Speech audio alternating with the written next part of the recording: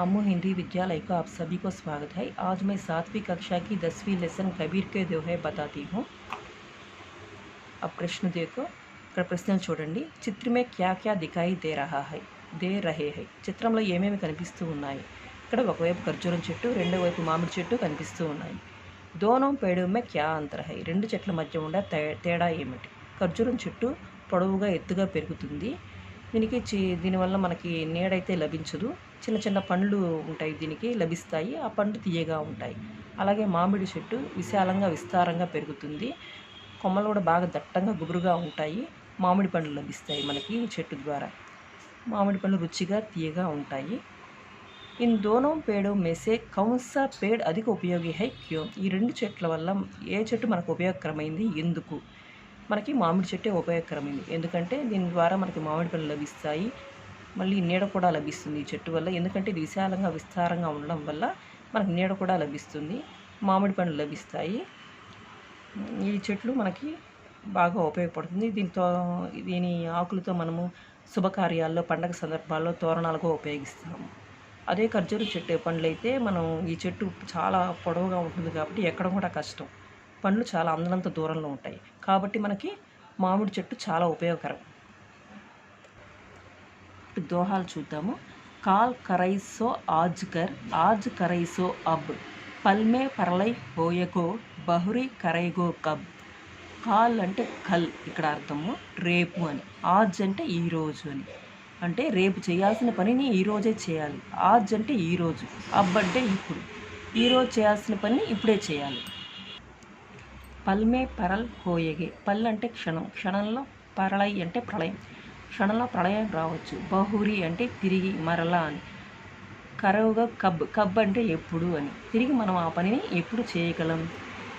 ఈ దోహాలో కబీర్ గారు కాలం యొక్క విలువలను వర్ణిస్తూ ఇట్లా చెప్తున్నారు, రేపు చేయవలసిన పనిని మనం ఈరోజే చేయాలి, అలాగే ఈరోజు చేయవలసిన పనిని ఇప్పుడే చేయడం మంచిది, ఎందుకంటే రాబోయే క్షణంలో ఏం జరగబోతుందో మనకు తెలియదు, ఒక క్షణంలో ప్రళయం సంభవించవచ్చు, ప్రళయం సంభవిస్తే మొత్తం నాశనమైపోతుంది, మరలా ఆ పనిని చేయడం వీలు కాదు, మంచి పనిని వాయిదా వేయకూడదు అని అర్థం। बुरा जो देखन मैं चला बुरा ना मिलिया कोई जो दिल कोजा आपना मुझसा बुरा ना कोई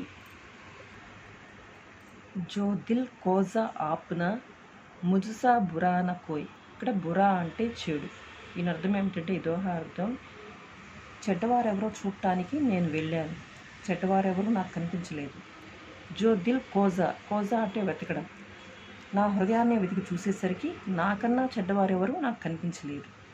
అంటే ఈ దోహాలో కబీర్ గారు ఏం చెప్తున్నారంటే, ఎదుటివారు తప్పులు వెతికే కన్నా మన తప్పులు సరిచేసుకోవడం మంచిది అని దాని అర్థం।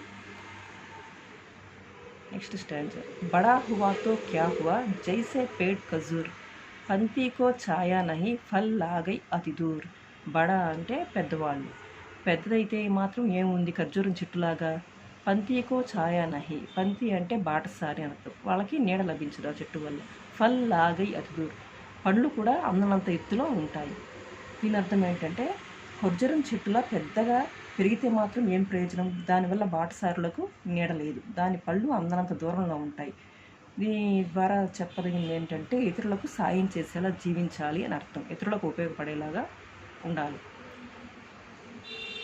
ऐसी बानी बोलिए मन का आपा कोई औरन को शीतल करई आपहु शीतल होई।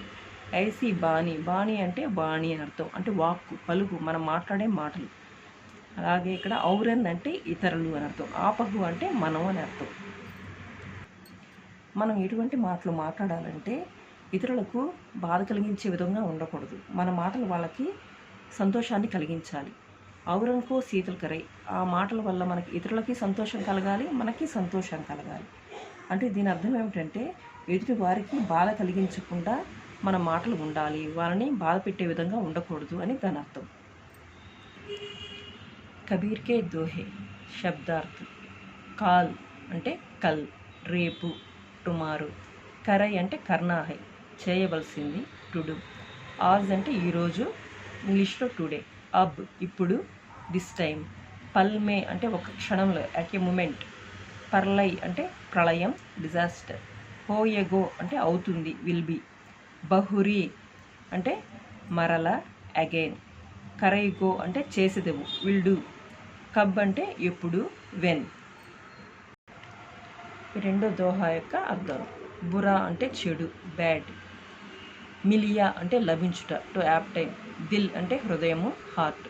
కోజా వెతికాను, సర్చ్డ్. ముజ్సా అంటే నావలే, లైక్ మీ. బడా అంటే పెద్ద, బిగ్. ఖజూర్ అంటే ఖర్జూరం, డేట్స్. పంతి అంటే బాటసారి, పెడస్ట్రియన్. ఛాయా అంటే నీడ, షాడో. ఫల్ అంటే పండ్లు, ఫ్రూట్స్.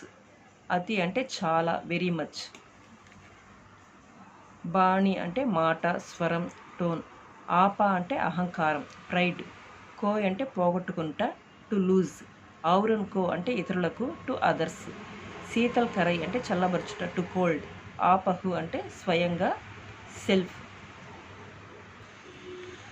సునో బోలో విను, మాట్లాడు. దోహం కే ఆధార్ పర్ అపనే విచార్ బతాయే. దోహాల ఆధారంగా మీ అభిప్రాయాన్ని చెప్పండి. జవాబు, హమే కల్ కా కామ్ ఆజ్ హీ కర్నా చాహియే. మనము రేపు చేయాల్సిన పని ఈరోజే చేయాలి. దూసరోం కి బురాయి సే పెహలే స్వయం అపనే బురాయి జానే లేనా చాహియే. ఇతరుల చెడును చూసేదానికంటే కూడా ముందు మనలో ఉండే చెడు ఏమిటో తెలుసుకోవాలి. ఏక్ చీజ్ కా బడప్పన్ ఉస్కే ఆకార్ సే నహీ హోతా. ఒక వస్తువు యొక్క గొప్పతనం అనేది దాని ఆకారం వల్ల రాదు. ఉస్కే గుణ్ సే హోతా హై, దాని గుణం ద్వారా వస్తుంది. దూసరోం కి బలాయి కర్నే వాలా హీ బడా ఆద్మీ హై. ఇతరులకు మంచి చేసేవాడే గొప్ప మనిషి, గొప్ప వ్యక్తి. ఔర్ హమే మధుర్ బాత్ బోల్నా చాహియే. మరియు మనము మంచి మాటలు మాట్లాడాలి. కఠోర్ వచన్ నహీ బోల్నా చాహియే. కఠినంగా ఉండే మాటలు మాట్లాడి ఇతరులను బాధ పెట్టకూడదు. రెండో క్వశ్చన్, హమారే సమాజ్ మే క్యా క్యా సమస్యాయే హై. మన సమాజంలో ఎటువంటి ఏమేమి సమస్యలు ఉన్నాయి. జవాబు, హమారే సమాజ్ మే అనేక సమస్యాయే హై. మన సమాజంలో అనేక సమస్యలు ఉన్నాయి. ఉన్మే ప్రముఖ హై, వాటిలో ముఖ్యమైనవి ఆలసీపన్ అంటే సోమరితనము, స్వార్థము అంటే తామే బాగుండాలనే స్వార్థం. దూసరోంకి గలతీయోంకో ఉంగలి ఉటాకర్ దిఖానా, ఇతరులను తప్పులను వేలు పెట్టి చూపించడం. కఠోర్ వచన్ కఠినంగా మాట్లాడడం. బడప్పన్కా ప్రదర్శన అంటే గొప్పతనాలు, డాంబికాలు ప్రదర్శించడం. ఆది అనేక సమస్య హై, ఇటువంటి సమస్యలు అనేకం ఉన్నాయి. తుమ్ అగర్ కవి హోతే తో కైసీ కవిత లిఖతే. ఒకవేళ నువ్వు కవి అయితే ఎటువంటి కవిత రాస్తావు. జవాబు, అగర్ మై కవి హోతా తో సమాజ్ కే లోగోं की भलाई करने वाली, జన్మే చేతనత లానే వాली, అంధవిశ్వాసం కో దూర్ కర్నే వాली కవితాయే లిఖతా.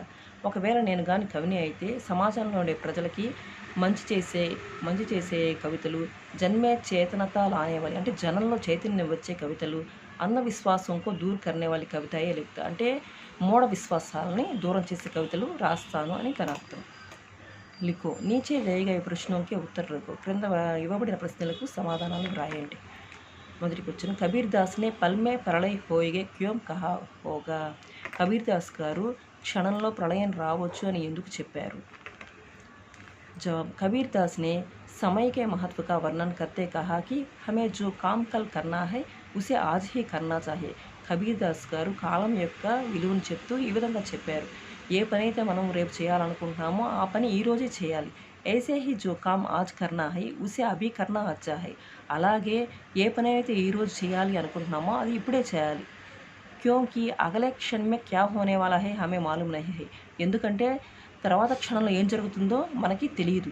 ఏ క్షణ్ మే ప్రళయ్ హో సక్తా హై, ఒక క్షణంలో ప్రళయం రావచ్చు. ప్రళయ్ హోనేసే సబ్ నాశ్ హో జాయేగా, ప్రళయం వస్తే మొత్తం నాశనం అయిపోతుంది.